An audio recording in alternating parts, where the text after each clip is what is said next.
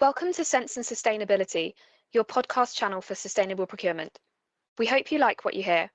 Please go to www.ISO20400.org for more information, learning resources, tools, and much more. Hello everybody, I'm Shaun McCarthy. I'm the Director of Action Sustainability Community Interest Company, and I also chair the steering group of ISO20400.org. This comprises a group of people from around the world, sustainable procurement experts, and a large number of people that were part of the original committee that created the standard ISO 2400 from 2013 to 2017. And we're pretty hacked off. Why are we hacked off? Because what we're seeing around the world is unscrupulous so-called certification bodies offering certificates of conformity against this standard. That's not correct and it's not legal. ISO 2400 is a guidance standard. It's not a requirement standard, so it can't be certified. There are very good reasons for this being a guidance standard. Going back into my personal history in sustainable procurement, I was doing it for a big corporate in the late 90s. I was part of the UK Sustainable Procurement Task Force in 2005 that published the paper Procuring the Future. My business were the technical authors of BS 8903, which was the predecessor standard to ISO 2400. And I led the UK delegation in developing ISO 2400. All the way through that process, those experts that contribute to that standard are in agreement that sustainable procurement is a very contextual thing. It depends on your organization, what organization you are, where you are in the world, what you do. It depends on your supply chain, what you're asking your supply chain to do, where they are in the world and where they are with their issues.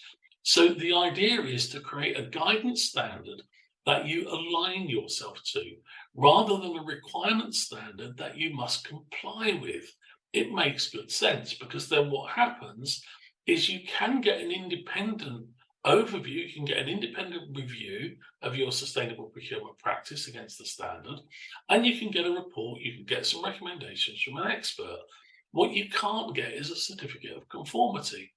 We like this, because if you have a pass-fail audit, there's a tension, there's a pressure to actually get a pass.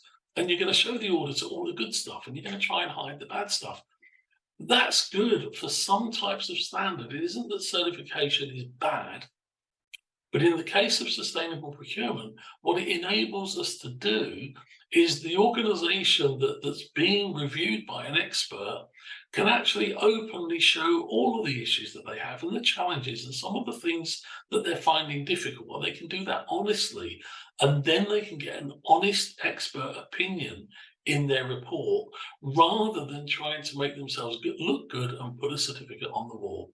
So what I would say to everybody out there, buyer beware. If you are being offered a certificate of conformity against the standard, please say no, and please let us know, and please go back to your national standards body and tell them about it, because we need to stamp out this practice. We're also seeing some examples of organizations, public and private sector buying organizations, that are not only asking for themselves to be certified against the standard, they're demanding that their suppliers be certified as well. And we can't do this. We're really trying to stop this. So please say no. Thank you very much for listening to me.